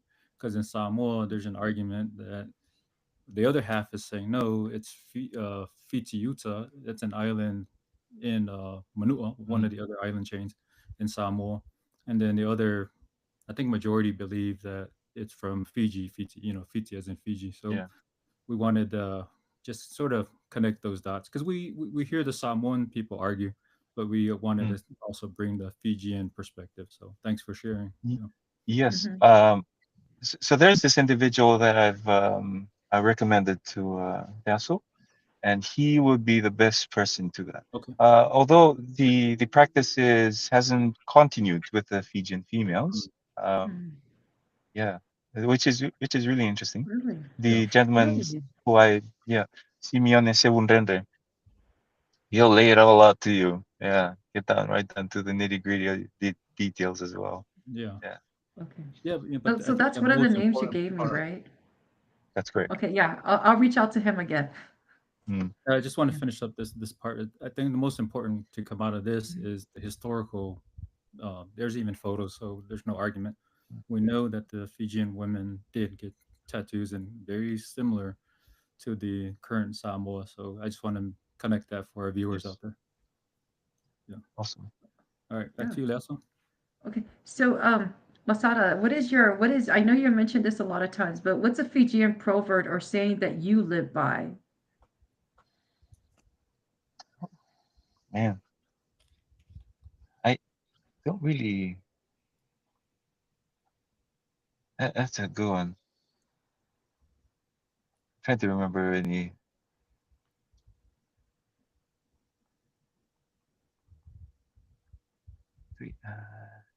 Oh, this is more to do with what we do in life, eh? Um, and I think it goes both ways for what we do is right and what wrong things we do. Hmm. It's siya nga niura metinda mo ni kuha. Siya nga niura metinda mo ni kuha. Most of the things that we do are such that it'll happen now. The consequences or the fruits. Hmm. Consequences being the bad and fruits being of good. Whatever good we do it. Yeah. So it's, I think it's to do with the prawns. Uh, yeah, I'll try. I might dig myself a grave by going into more, but that would be a Fijian idiom that I remember. So always remember that what we do Hmm. might not happen now, but the results you can see later on. Mm. Okay. That is awesome. Well, here's another question I have for you. If you could send one message from Fiji to the Pacific diaspora, what would it be? Love one another, man. We all the same family. We all the same family. Yeah. Yeah. I think Moana, the ocean, connects us. I've always believed that there's a reason why we're the Isles of the Sea. Mm-hmm. Most of our brethren and sisters who are in the continents, and I think this is the reason why most of them leave the continents to come to the islands. They say the weather, they say the people, but I tend to think that we, as the Isles of the Sea, live a life where we still have God in our lives in a sense. We understand, try and live with nature. And we are here to remind our brethren and sisters from the continents what it is like to live life connected with the land. Eh? Mhm. So that would be my message to my brothers and sisters on the Isles of the Sea is that we are here to help our brothers on the continents, our brothers and sisters on the continents to come back and refresh themselves, Hmm. to remind them this is life. This is why down to the basics, down to the family units, down to relationships with each other. Yeah, the smiles. That smile is not just the physical manifestation of anything else, but the energy within a person, and you're sharing that. Similar to Hawaii, when they greet other people, with aloha, the breath of life, aloha, and our Mhm. smiles are such. And I that's what I feel for us in the Pacific Islands. That's why tourism is probably the main revenue generating part of the islands. Is we're here to provide sustenance to all our brothers and sisters on the joining continents. Come over, come and refresh yourselves. Then you go back. So that's what we are. Yeah, I love the message you just Yeah. mentioned, and one of the comments, Leos, if you can bring it up Oh, real yeah, quick, sure. it points out to what you've just mentioned. Like, we love from Canada, right? Cheers, Canada. And we are connected by the ocean, but then everyone you'll see across, whether it's United States, New Zealand, Australia, and in the Pacific. And one thing, um, Stoic vibes, Talafalava, yeah, Talafa, again, confirming what you just said, how we are connected. And what people don't know, our podcast you would think it's majority of Samoa that is tuning into ours, but what we feel so grateful is that our message is not limited to Samoa, and majority of the people are actually the not just Polynesia but the Pacific wide, and to it feels like an honor to have our voice accepted beyond the Samoa borders, and just exactly what you're telling here, and that's the purpose of our existence is to share the stories across Pacific wide, right? I know the name is Polynesia, but then we keep reinforcing that um, it's for all of the Pacific Islands. And what you mentioned today, it sort of paints the picture of our work here. I mean, you've connected the dots, and that's the image that we want lasting or imprinted in our viewers is this is um, what we stand for, or that's the message that most people are not connecting. If you don't know what we stand for, this podcast or Masada brought out, we are connected by the ocean, and just the message of love and respect is shared across of all of the Pacific. So thanks again Yeah, for sharing that piece. yeah, yeah. Masada, I feel like there's so much more that we haven't really grasped on you and what's to come in the future. Now, I need you to tell me if your life was a Mm. movie, what would that title be? Oh man. Oh, oh man. Man, that's a hard question. That's a hard one. Movie. Oh, maybe the what not to do in life. I think I'll be joining you in that movie. Yeah. Oh man. Yeah. Just yeah.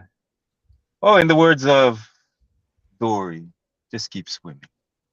Just keep swimming. Yeah, Hmm.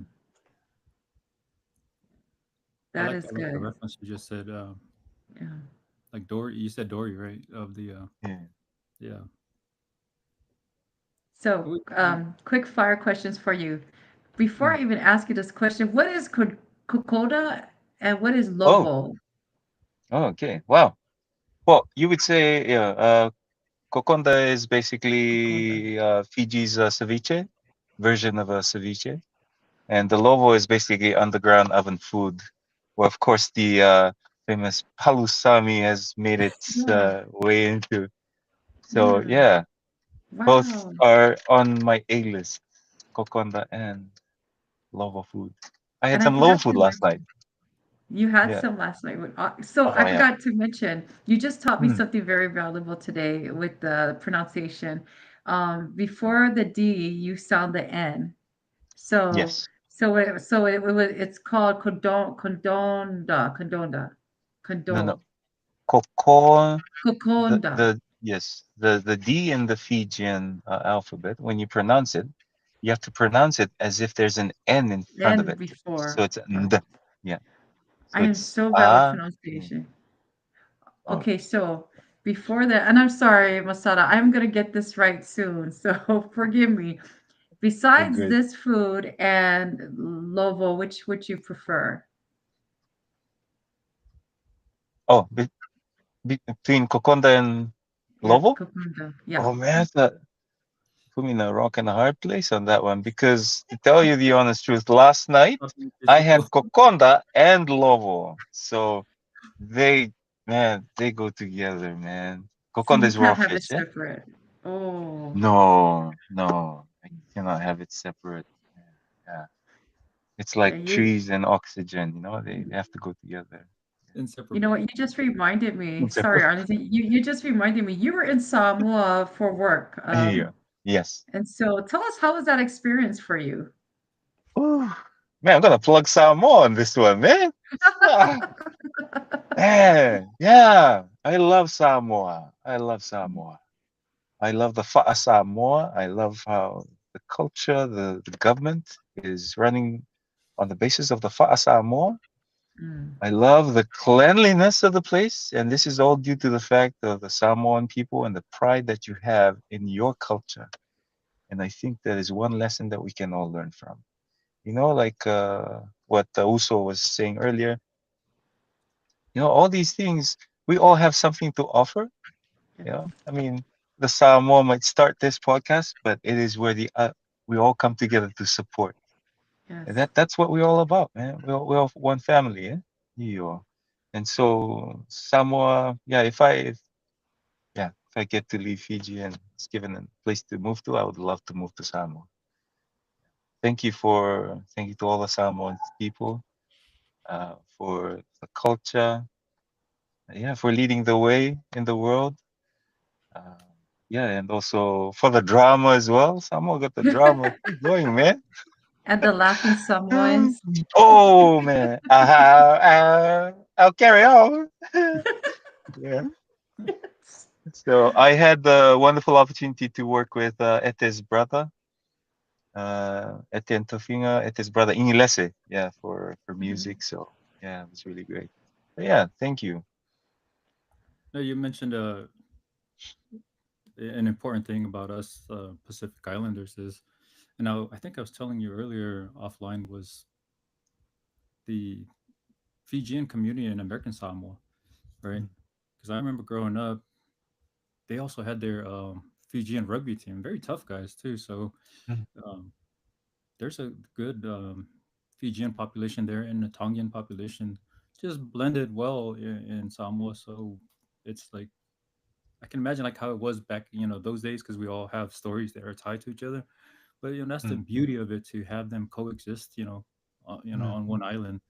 And you were complimenting Samoa too, but I want to compliment how we always root for Fiji when in the rugby matches, yeah, right? yeah, So even Tonga, right? If Samoa's not yeah. making it, you Yep. know, we're there for Tonga, and if not, Yeah. Fiji's Yeah. up there. Fiji's always up there. So Yeah. like you see my post, I'm like, let's go Fiji. We Yeah. we are also, we're there with you guys. So yeah. That is great that you noted that because I remember I'm not sure which Olympics it was when was it Paea Wolfgram Toko from Tonga in Mm, the Olympics, in the boxing. And I remember everyone, like even Fiji, rooting our Pacific Yeah. Island brother, man. yeah, Yeah, we might. I think when the pool stages and stuff, everyone's rooting for their own country, right, and Yeah. then whoever goes up, you're representing. You're right. not just standing for it; you're representing all of us. Yeah. So Yeah, I yeah, totally that's us, agree. man. So here's another question for you, Yep. going back to your career. So, what's the strangest or most unique request you've ever gotten from a client?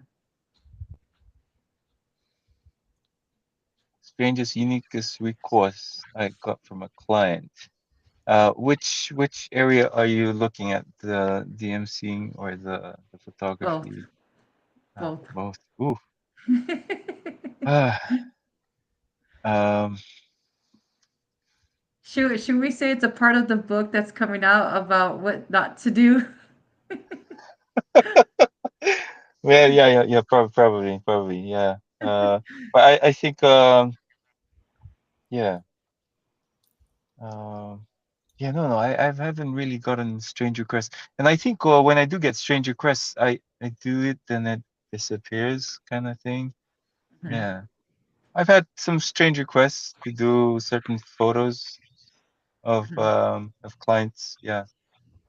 Um. But yeah. No, I think I'll wait for the book. My memory's kind of short. Chapter 2. Mm.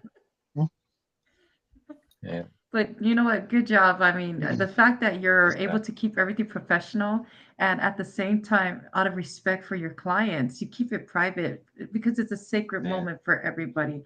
And then you being very valuable, trusted person Yeah. to respect that and keep that sacredness for both your client and yourself. So kudos to you. Good job. Thank You you. know, I come in. yeah. Any other interesting hobbies aside from just for your personal time? What do you do on your personal time aside from emceeing and Oh, photography? person time. I spend a lot of time with the other side of my heart. Like, yeah. So gotta look after the other side of the heart. There. Yeah. Got the yeah. Because the Usos, they can't do anything without our tahinas right Mhm. beside us. Eh? Yeah. Yeah, Yeah. that's how we roll. So for me, time is basically with the family Mm. and spending time with the missus. Yeah. So I think that's basically it. You're a great family Look, man. Mm. yeah, look, Masada, you're Mm. Fiji's got so many beautiful pictures of the Yeah. scenery, the landscape, and especially the beaches. What do you say to all of those who want to come out to Fiji for vacation? What is the spot to be? What is the place to be, and also the place to that's not gonna rip your pocket apart to where you come broke? So, Well, I think it depends on the individual and what you'd like. I think there's everything for everyone. If you'd like the resort scene, we've got Denaro Island right there, near the airport, just a few minutes away from the airport. If you like adventure, you can come far out. There's other yeah, resorts out here. There's activities that they can do as well. They want peace and quiet. There's places here in Fiji as well for peace and quiet. So I think there's something for everyone. And the lovely thing with certain resorts, especially this time of the season, we have our rugby matches, the weekend rugby matches going on. So Mm. you can come over to the resorts on the Coral Coast, head out to the nearest Lawanga Park. I live in the province that's well known for creating a lot of the Fiji reps. This is mm, Nanronga. It's a stallion province. Yeah, they're okay, yeah. So you okay. can watch good rugby here as well. Nice. So, any time of the year is a good time to come visit Fiji. Anytime. It changes depending on the weather. Yeah, we're in Mm, a winter, so this is Mm. the time that you'll see a lot of the Australians and New Zealanders coming over to Fiji because our winter is like a summer to them as well. okay. If you yeah, depending from October to April because that's our hurricane season. Mm, It's also one of the hot seasons as well. So you'd like All yeah, right. some of that nice sunshine. That's the time to come to Fiji. yeah, yeah. Yeah. That's Something for true. everyone. Also, can we? I know we're getting top of the second hour. I just didn't want to Yeah. neglect our viewers, so if you can bring some comments Mm. up. So, if, Denise, Talofa Denise, uh, that's nice. Okay, I think it was referring to something that we mentioned earlier. If you move to Samoa, you have to visit Sauniatsu. Okay, is it Sauniatsu? Yes, Did I I've pronounce that done right? that. Okay, I've been there. Mm, I and wow. love it. Sauni, Like wow, wow, and man. 15. Ulai Malo Soifua from the land of the long white cloud, New Zealand. Hey, New Zealand in the house. Yes.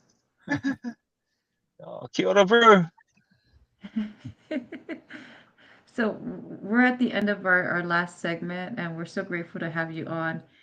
Just a couple of Okay. questions before we end. When people look back at your life's work, what do you want them to remember? Hmm. I, I I try and live a life um, in what I do, so that when I pass on, they'll remember. And when they see my kids growing up Mm, and probably needing help, that they'll remember how I helped them, and they would offer that same help to my kids. And that's basically how it like I roll is that what I do for others, it might not return it back to me, but if you can, when my child is growing up and might need that help, might need that advice or correction, please, on my behalf, do it. I would appreciate that. yeah, I What's like one that. piece of advice you give to young Pacific Islanders chasing their dreams? Chase your dreams, but don't lose yourself or your family and the purpose of life. Mm, Everything is nice, but there's more to life than all of the glitter and glam. Your true value lies within how you feel about yourself rather than on other people's notions about you. Because once you know who you are and your purpose in life, irregardless of whoever is there out there and what they say about you know one thing for sure. Leatua knows, our God knows, you know, and that's all that matters. Because also, like you were mentioning, sometimes our good deeds are taken the other way by individuals who have trauma in their lives. But quoting one of the ways in which Abraham Lincoln said about enemies, you destroy your enemies by making them your friends. And Mm. the only way to do that is by love. When these people, these individuals, these groups of people then realize like, wow, you're really doing it. You actually care. And there's that one saying, people don't really care much about what you know. They only want to know how much you care. And once that care comes across, it just smoothens out everything, dissolves everything, and just allows you to go forward. So yeah, know yourself first, know your worth. And I think the only way to know that is to know God, eh? Mm. Because He'll help you know your purpose in life. And when you go, do it. And just remember, man, there's opposition in all things, eh? And the greater the opposition, the greater the things you Greater. do. So Amen. just keep swimming, brother. Just keep Yes. swimming. Yeah. Any exciting projects coming up for you? Exciting for this. Yeah. There's one. I think it's coming out in September. Uh, I really went out of my comfort zone on this one. But it is a reality show. It's Fiji's first reality show, Mm. and it has to do with Fiji's most photogenic model. Mm. So I had the opportunity to be part of that. Not as a model, no I model. As was the gonna say, Yeah. person. oh Okay. man, live your dreams. My close the Artist. show, man. Close the show, man. Wow, take it away. Yeah. Oh man, EO. So that's one, and yeah. Um, the interesting thing is most of the times I sometimes don't know the projects that happen Mhm. until it's like probably in a week or so. For example, if I may share, just early this year, I got a call, and then got email from this agency from Dubai. So they Ooh. messaged me. I received it. Said if you're available for this photo shoot, your charges. Send it. There's nothing. They were just like, okay, yes, yes, here. You're coming to this location. Mm. No word on who or what my clients were. Yeah, I got to that location and didn't know until the butler told me when I was going in the cart. My yeah, my guests were actually royalty from Saudi Mm. Arabia. Yeah, so like I say, like you never know Right. what Mm. you're gonna get. Eh? Yeah, basically Tom Hanks all over there. Life is like a box of chocolates. Never know what you're gonna get. Yeah. You are the So. best at doing that. Love it. Oh man. Mhm. Yeah. So, Masada, last Yeah. question for you. How can people follow, support, and work with you? Oh man. Okay. You know, I there's a certain way that I work and a certain way that I choose certain gigs that I do. The gigs have to be inspirational. The gigs have to be of purpose. Um, I've taken myself out of using my voice for commercials just because of this purpose. If it's something to do with a documentary, something to uplift people, then I can use my voice for that. So other than that, if any project that you're doing requires love and just something that uplifts other people, you got me on board, man. You got me on board. Thank you, because I believe that's how you decided to choose and take the invitation to be on our podcast. So thank you so much. Yeah. Absolutely, guys. Absolutely, man. thank you Mhm. so much for the privilege. It is a privilege and an honor to be invited. Thank you. Thank you. Thank you. Go ahead, Arlington. As we close, I'll turn the time to Arlington before we give it to Masada. Go ahead. Once again, we want to give you thanks for accepting the invitation, and it was a beautiful way to share, the heart of the Pacific. That's one thing. And someone just mentioned it that, on the last comment. I think it captures this segment, and they said one love, and that is so true to heart. It defines us as Pacific Islanders. I mean, we are connected by that love. So, th- um, everything that you mentioned, it's not something that's limited. I know that this segment was, to tie to the Fijian people and islands. So, but we wanted to also share to our audience. This applies across to all the Pacific Islands. So hopefully that whether you're watching it live or watching it later on, take this to heart. And this is a shared podcast for all of our people of the Pacifica. So thank you again for sharing your story, your background, sharing some of the trials that you went through, sharing your faith with us, um, and just to see the audience coming across from different parts of the world, and that's evidence of what we speak of tonight. So first of all, thank you, Lasso, for setting up this podcast. Always great for the different bright minds that you bring on, and also last to thank our audience. We cannot make this possible without your interaction and your support. Nice. So that's important to us that our viewers are acknowledged as well. So, and then thank our Heavenly Father for being with us throughout this podcast, and we Yeah, can't end it without mentioning the good Lord above. So back to you, yeah. Les, or Thank you. Sada.